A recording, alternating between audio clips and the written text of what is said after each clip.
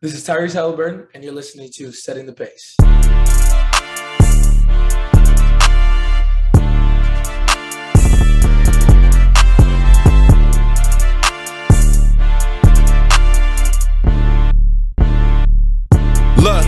setting the pace with Alex and Facci. Alex and Facci, Alex and Alex. If I put our jacks in the paint, how you gonna stop me? How you gonna stop me? We can go head to head.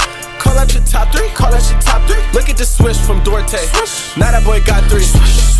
We got Halliburton running point. This is the Benedict for the shot. If anybody gon' come in the post, then we got Jalen Smith for the block. Setting the pace, going to the top. Setting the pace, going to the top. This is your number one podcast. Sweeping every team, we gon' need a mop. Smooth.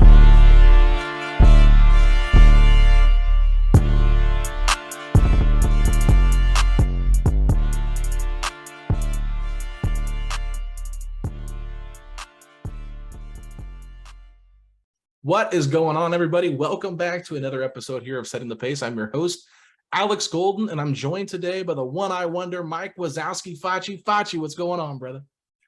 I can live with that one. I've heard way That worse. one. So, I can live with that one.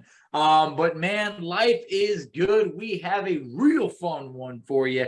I know we talked about there's not that much news going through Pacer Nation right now. So we're going to bring the news to you in the name of Andrew Nembhard making his Setting the Pace debut. How about that, Alex? Oh, it was pretty awesome. I think Andrew Nembhard's a really fun guy to talk to, real laid back, real chill.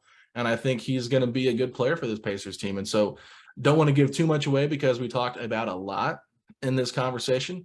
About 25 minutes here of Andrew just kind of answering our questions and doing some rapid fire like we always do at the end. I think we got some fun ones there. And, I'm just glad he agreed with me a little bit towards the end on something me and Facci disagreed on before we headed into the interview. Debatable, but we're going to let the listeners determine that for themselves. So we had a fun time. There was a couple laughs in there, but we also got to really learn a lot more about, Andrew's game, which was really the most exciting thing for me because I'm going to be honest, he really wasn't on my radar coming into the draft. But right after that, that's when I really tried to dive into Nembhard highlights. Loved what I saw in Summer League. And now I'm more excited about him than ever before. Yeah, I think he's going to be a good piece of this team. And it's really interesting just to hear these guys talk and kind of get a feel for them as people and potentially as players, how they kind of see the game. And I think, we always try to make it pretty basic conversation. We don't get too in-depth with it. But, eventually when we get these guys back on again, maybe we'll start ask them about certain plays and how they break things down and stuff like that. But, we wanted this to be a chance for you guys to get to know our first pick in the second round, Andrew Nembhard, because obviously high-profile college player, like you talked about, Facci, played in Florida, played at Gonzaga, really good teams and played for some really great coaches as well. So I think it's just exciting, though, to know that we've got a guy the Pacers are really excited about and someone that they gave a really nice contract to as well. To kind of be that third string point guard or potentially, the second string point guard or shooting guard or whatever, because I think you're going to hear more about how he views himself as a player and how he can fit into this team. Also, and this man is happy to be a Pacer. Talked about it a couple times. Everything was meant to work out the way it did. And it seems like he is enjoying his time in Indiana. He's enjoying his teammates. And man, what's better than having a guy that wants to be here and wants to win here? Absolutely. So enough with the teases. Let's go ahead and take a quick commercial break. And when we come back, we will have our interview with Andrew Nembhard ready for you. All right, everybody, we now welcome on the 31st overall pick in the 2022 NBA draft and one of the newest additions to our very own Indiana Pacers, Andrew Nembhard. Andrew, what's going on? What's up? What's up? Appreciate y'all having me.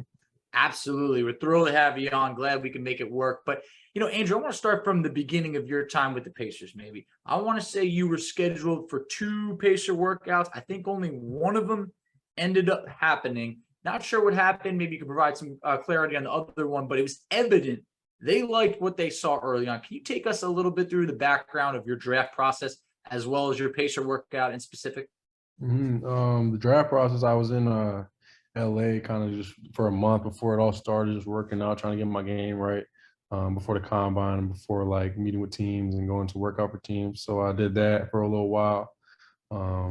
And then after that, we went to the combine. I had a good showing at the combine that I think kind of helped me in this draft process a lot. And then after that, I think I had 13 or 14 scheduled workouts, and I ended up doing them. And what you were saying earlier with the first workout with the Pacers, my flight got canceled on my way there, and I missed the first time trying to do it. So we rescheduled, and I got one of my last workouts was the Pacers right before the draft. So Yeah, so it was interesting because your range was kind of all over the place in terms of like where people thought you could get drafted. I think the highest I heard was around like 25, and we had on a draft guy come on and say that you were in the 25 to 35 range. So going 31st to Indiana, what did that mean to you, and how do you feel like you fit in with this young team that's going through a rebuild? yeah, I think I fit in really well. I think that going through the process, what you were saying, like there's a big range for me. So I was kind of like not really knowing exactly where I was going. I thought getting close to the draft it was gonna be like 20s or 30s. And I honestly didn't initially think I was gonna go to the Pacers. I thought I was gonna go a little bit earlier.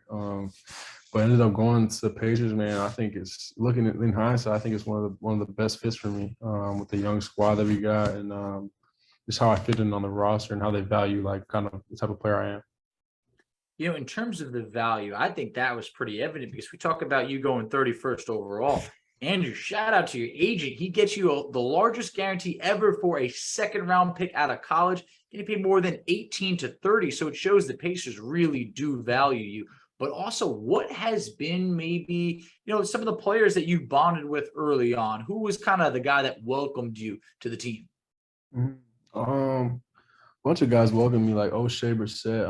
I know him from when I was a little bit younger from Toronto, so he welcomed me. Tyrese hit me up on draft night. TJ hit me up. So a bunch of those dudes hit me up and tried to welcome me. Chris was really welcoming when I was playing with him throughout the summer league and just trying to give me pointers on the court and just trying to push my game forward a little bit. So yeah. I'm kind of curious because we really haven't seen the Pacers kind of go all out in terms of laying out the red carpet for our rookies whenever they've been drafted. It's kind of been just, bring them into the gym and do a press conference, and that's kind of it. But they did the whole shebang for you guys. So can you kind of walk me through what you guys did on the day you arrived in Indianapolis and maybe some of the things you saw and how that overall day was for you? Yeah, that was super cool experience. Right when we got off the plane, we got picked up in this like race car. Went drove up to the facility, everybody was cheering everything, did the press conference, met everybody in the facility and like all the new people. And then after that we went to the racetrack down the street, which is I think it's a pretty big thing in Indy if I'm not wrong. And Yeah, that was cool. We got to hop in the cars and like go with one of the racers. But it was a good day. We just kind of met everybody in the organization and just tried to kind of create those initial conversations. So you're coming from some winning programs. We got first 2 years at Florida, and then also over at Gonzaga where you played in a national championship. You're coming over the Pacers where expectations are, hey, this is going to be a bit of a rebuild. The team is young.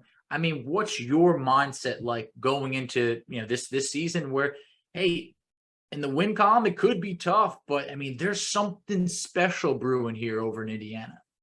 Definitely, like you said, I've been playing with a lot of winning teams, a lot of winning players around, a lot of winning coaches, and I just know how that feels. And I think that's the biggest thing I can bring to this team and help in any way I can is just bring in another player who knows how to win, understands what it takes every day, the consistency it takes every day, the type of mindset. And I think that's the biggest thing I can bring to this team in terms of that and winning. And I think when it comes to the Pacers right now with the roster we got and how young we are, I think it's going to be a process. I think it's going to be we're going to try to look to keep improving slowly and come together as the season goes on.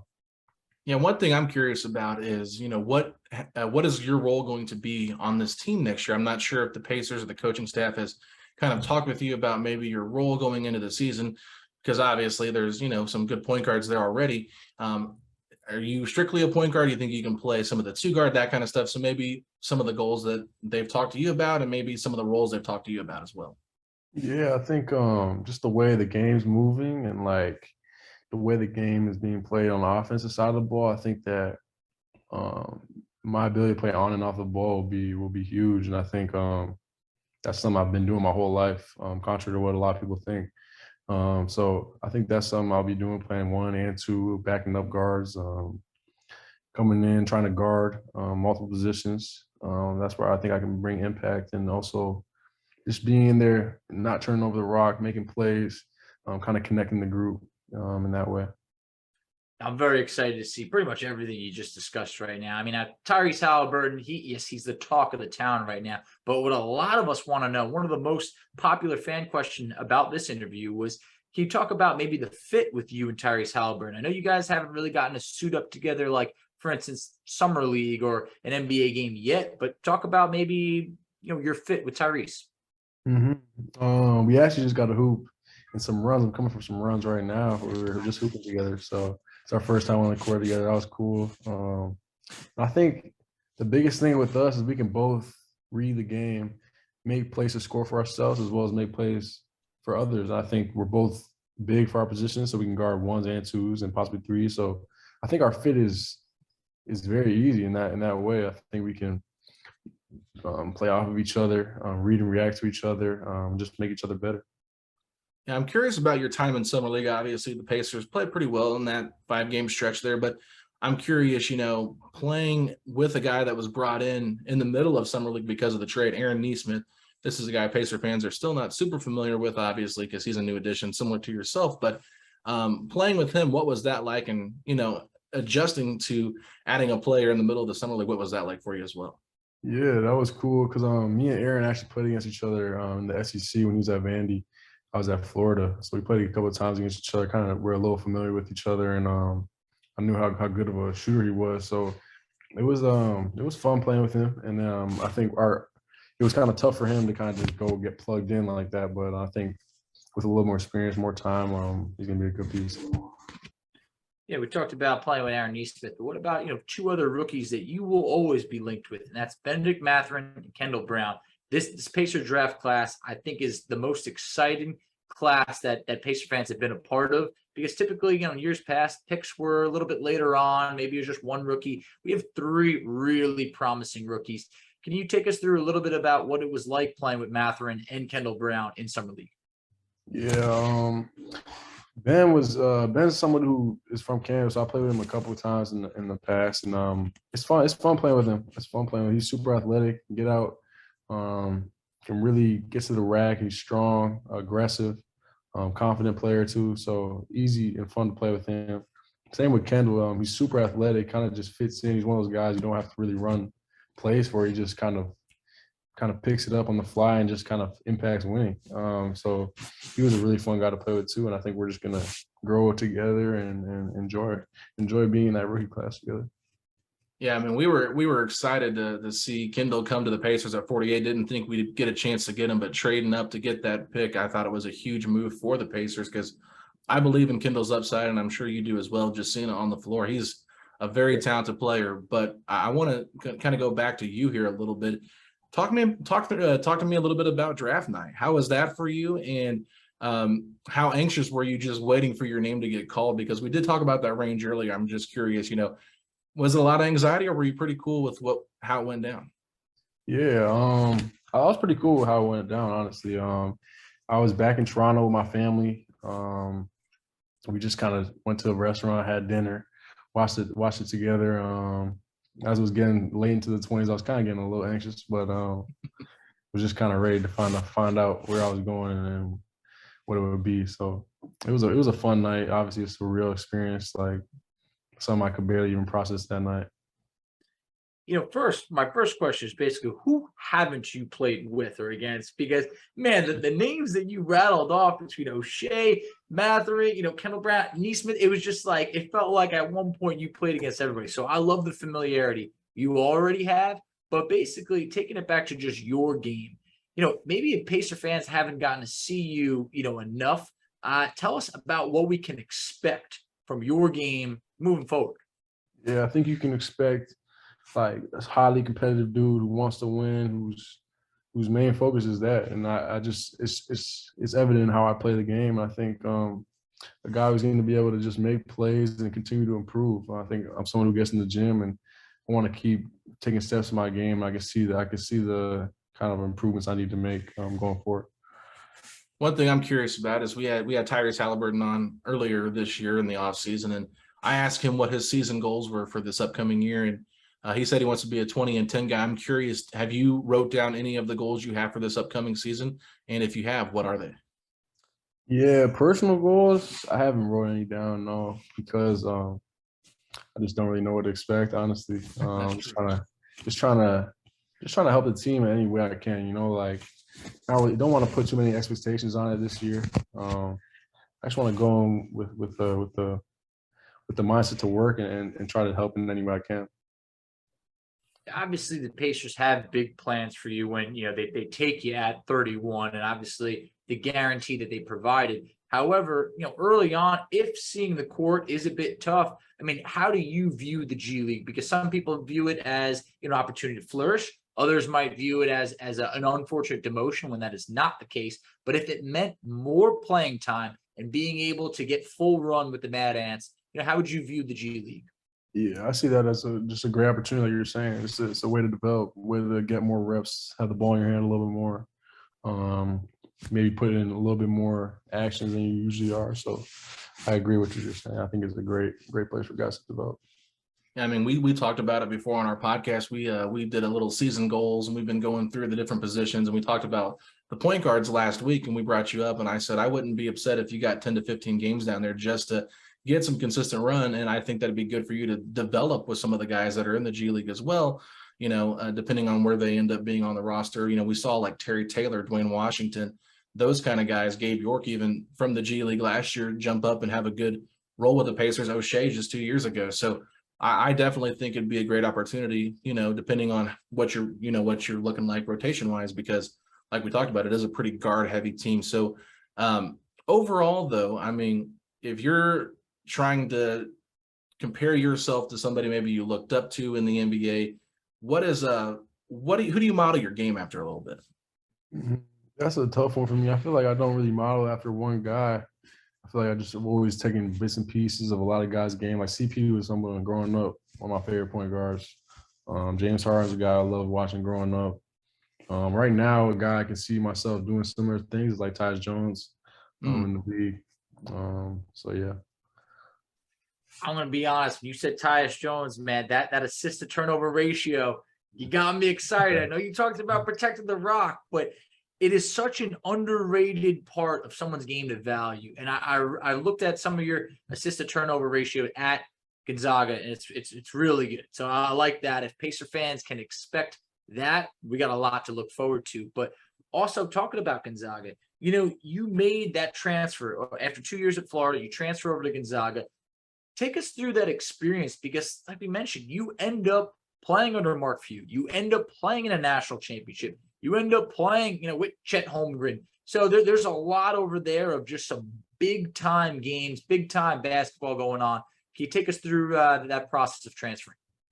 Yeah, I think that was one of the best decisions I made. I just wanted a kind of a different kind of fit for me personally, and I think Gonzaga was amazing for me. It gave me a little kind of time to reset and not put too much pressure on myself. I think it also was just a team where the stuff we did, I just fit in really well with a lot of read and react stuff, a lot of playing transition fast.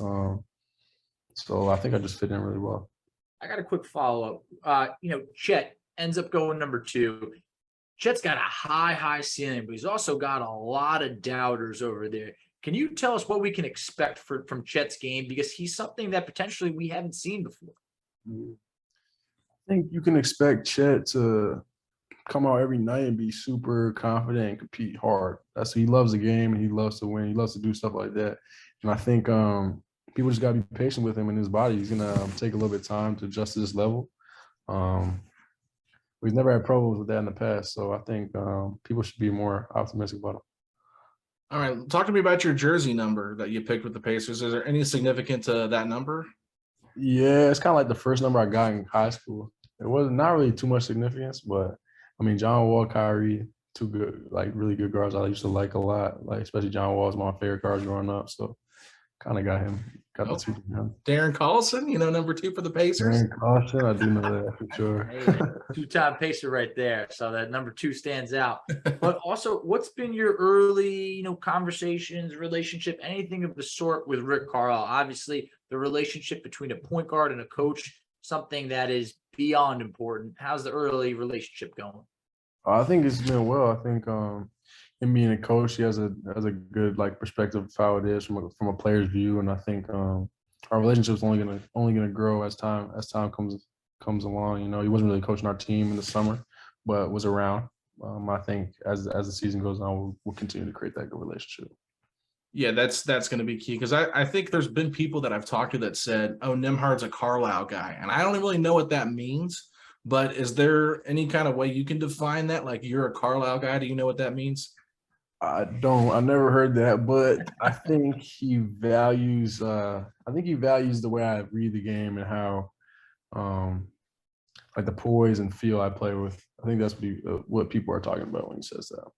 And one thing that's never going to show up on the box score was I felt like your command of the offense in summer league. You didn't need to be scoring 15 points or dishing out 10 assists for me to be like, now that's a point guard right over there. Do you feel that your command of the offense is something that maybe you've had for a while or is one of your best traits that you bring to the table? Definitely. I think I've always been an organizer and a guy who can get guys in spots on the offensive end. And I think I know the game at a pretty high level, and it's kind of my job on the court to kind of get guys in the right spots and tell them what I'm thinking and what I'm seeing out there. So definitely. I want to go back a little bit now to the interview process you have with teams when you're going through the draft process as well. Are there any teams that ask any outlandish questions? And if there are, can you share any of those questions with us? Yeah, there are some teams that just ask what animal would you be, or what food you'd be, or something like that. And I'm just, how do you answer I'm sitting there thinking what's the right answer? There's no right answer or wrong answer to that. But I can't imagine someone being like zebra. Yeah, we're gonna pass on him. So I mean, that's such a you hear about those. Was there maybe any type of time? Was there you don't have to share this, but was there maybe a team that you felt that you were a lock for? Sometimes we hear guys get promises, and you don't have to share the team, but did you get any of those type of promises from any team that maybe didn't back up the promise? Yeah, I'm definitely not gonna say the team, but yeah, it's fine. I feel a couple of teams were pretty interested. Almost felt like a guarantee, but not really. But yeah, that's nor here nor there. I'm super happy to have landed with the Pacers, and that's what my focus is on. It was meant to be. Yeah, and I got one more real quick one here for you. In terms of you playing out there with Tyrese getting some run, and are there any other NBA players out there with you guys? And if so, who are they? Definitely a lot of NBA dudes. The Toronto Raptors, basically whole squad is here. Pascal and all those dudes. The Clippers brought a little group of 5 UCLA's teams in there. A bunch of other NBA guys. I'm trying to think. Trae Young was there today. Okay. Yeah. So some movers. Now, what would you say is the biggest improvement you've made this offseason compared to the Andrew Nembhard that we saw in college? What aspect of your game has taken the biggest jump forward? I think my scoring ability is taking a jump this summer. As well as just my continue to get my pace and kind of how just learning the nuances of the NBA game compared to the college game, how they run more drop coverages, more switches. So kind of just those ball screen, kind of how we're attacking the ball screen, basically, whether it's drop coverage or switch. Those are the main things I've been focusing on this summer and taking the leap with. Looking forward to it. So, I mean, that's definitely going to be something I have my eye on. Now, we always love to kind of end these interviews with a little bit of rapid fire. So, first thought that comes into your mind, don't overthink it. We had Lance Stevenson do this. I swear he took 5 minutes for every question, defeated the whole rapid fire purpose. So starting with question number 1, NBA player that you admired most growing up? KD. All right. Best sports movie of all time? Sandlot. Go-to musical artist to get you pumped up before a game? Gunna. All right. What's your favorite type of food, style of food? Jamaican. funniest teammate during summer league? Teammate during summer league, Dwayne Washington. We've heard that quite a bit. We've had him on. He's definitely funny. How tough was that whenever he got waived when you guys were in the middle of summer league? That was tough. Just because I mean, he was one of those like kind of like Chris, kind of like helped me kind of get acclimated a little bit, and he was a like real good dude just to have around and everything. You know, I was disappointed when something like that happened. Yeah, I mean, we're happy that he got picked up by the Suns, obviously. You know, wish it could have been here still. Great dude, but glad he got picked up. All right, back to the rapid fire. If you could have any actor in the world portray you in a movie, who would it be and why? Will Smith. I just been loving Will Smith for a long time. I watched Valera all the time when I was younger. So I think you had that answer ready. You might have thought about this before. So he said actor. I said Will Smith already. I love me some Will Smith, so I can't knock that one bit. Your go-to team to play with in 2K. What do you got? Let's go Nets right now. Yeah, KD, I kind of figured that. Okay. Who is an underrated player from your 2022 draft class that you think will have a breakout rookie season this year? Underrated player from our draft class? Uh-huh. Oh, the whole draft class. The whole draft class, yeah. Underrated player.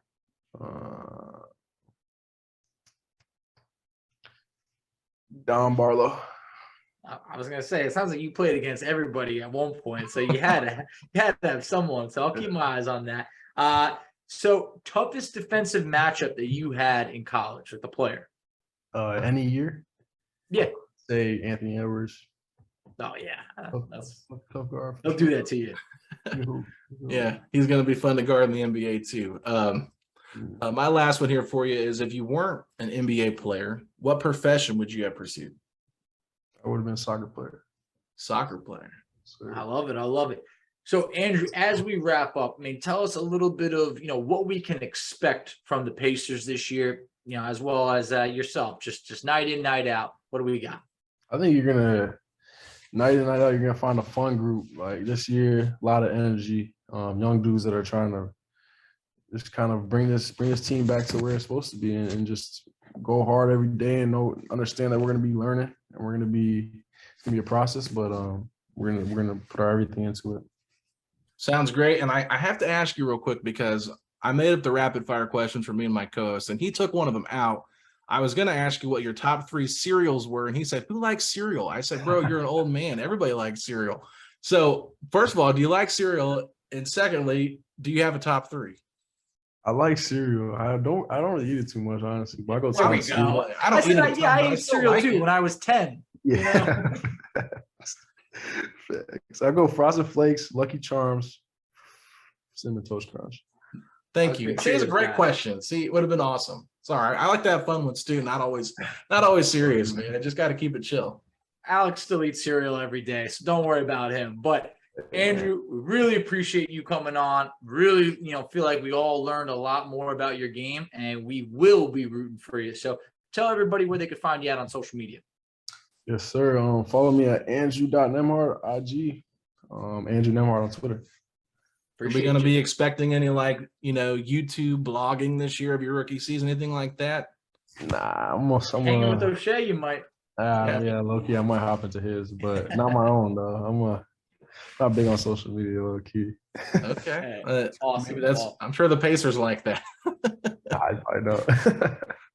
All right, brother. Well, thank you. All right, fellas. Appreciate you guys. All right, Facci. There it is. Andrew Nembhard interview. We got it done. It was a great time. And I'm curious, Facci, what are your top 3 cereals? Man, I know you've been waiting for this. I would say Cheerios. I grew up on Cheerios, then Lucky Charms, and then to be honest, there was never someone else in the Raisin Bran? No Raisin Bran. I guess I'd have to say Fruit Loops, because I used to love some sugar back then. So Fruit Loops felt like they were just, the sugar was just melting away by the second. So I guess Cheerios, Lucky Charms, Fruit Loops. Magic Mike would like Lucky Charms, wouldn't he? He would. And man, those marshmallows, that whole thing, it was just candy. It was just candy. There was no real cereal in there, but that was my top 3. Okay. It's tough for me because I like a lot of them. And it's funny because you're like, Alex eats cereal every day. Actually, I hardly ever eat cereal because I don't have time for it. I never even have time for breakfast. I'm on the go all the time. But if I do have cereal, I'm a big frosted mini wheats kind of guy. I do enjoy that. I like that little bit of fiber. I like the way those shredded mini wheats are. I also really like Captain Crunch. Now, a lot of people say they like the peanut butter one. I think it's okay, but ever since I had COVID, peanut butter tastes different to me. Ooh, So man. I've kind of had to divert from that. I actually like the Crunch Berries the best out of all of the Captain Crunches. So not Oops All Berries, but a little bit of berries mixed with a little bit of the original Captain Crunch. I like that mixture together. And then for my third one, man, I'm gonna have to go with Apple Jacks. I think Apple Jacks are really good, Facci. I like the apple and the cinnamon there. And, it's one of those ones that kind of came upon me later because I didn't really eat it a lot growing up. I was a Cinnamon Toast Crunch kind of guy, but, here we are talking cereal at the end of the episode. I'm curious if our listeners, because you said to ask the listener, you want them to hear, we want to hear their opinion. So number one, listeners, do you like cereal? And secondly, what are your top 3 cereals? Because Facci said, who eats cereal after they're 10 years old? Come on, man. I mean, yeah, Alex, simple guy, throw him a little fiber, a little bit of berries, a little bit of Apple Jacks. I mean, the way you dissected everything, it seemed like, the little things in life. But you know what? I'm more, but throw me some eggs, some ham, I'm making a Nothing wrong with breakfast that. sandwich, maybe a protein shake. That's kind of how I'm going about rather than a whole bunch of sugar in a bowl. But at the same point, hey, whatever makes you guys happy makes me happy. Well, there's a reason why I have an extra chin and you don't. So, I said it, you didn't have to say it. I mean, you like the healthy stuff and I like the sugar. So, but no, I think overall, just a great conversation with Andrew Nembhard. It was really cool, really relaxed guy, really enjoyed all of his answers. And I'm excited to see him, in whatever role he wants to be in. I thought the most important thing, I think was a great question that you asked him, go into the G League. What would that be like for him? And he fully embraced the idea of playing in the G League. I thought that was awesome to hear from him.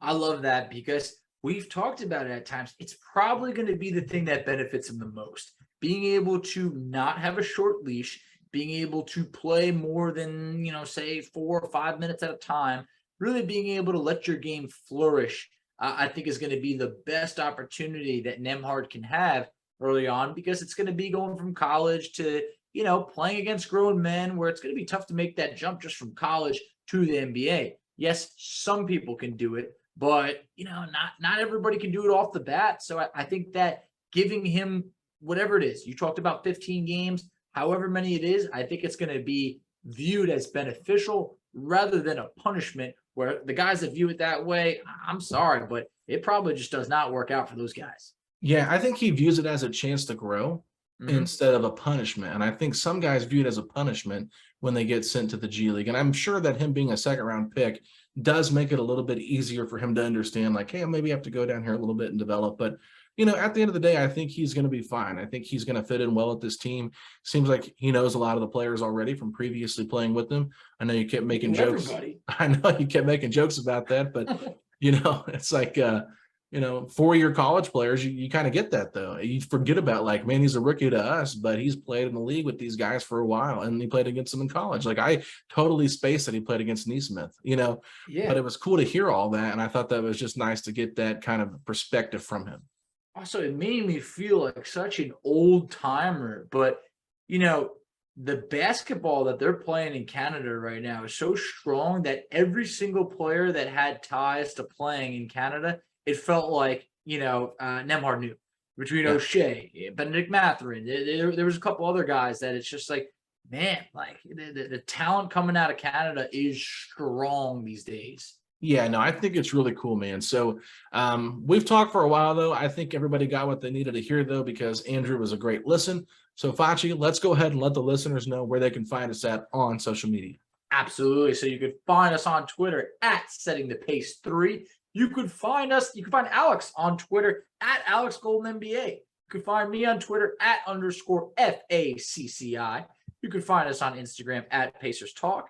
You can find us on Facebook at Setting the Pace. You can find us on TikTok at Setting the Pace. And Alex, tell them where they can check us out on YouTube. If you're not watching this on YouTube, make sure you go to youtube.com, subscribe to our channel, let us know how much you love the interviews and the show. Leave us a nice comment in the video that you're watching. But Setting the Pace, a Pacers podcast on YouTube. And if you're excited that Andrew Nembhard is going to be a part of the Pacers' future, then say these 3 words. Let's go Pacers!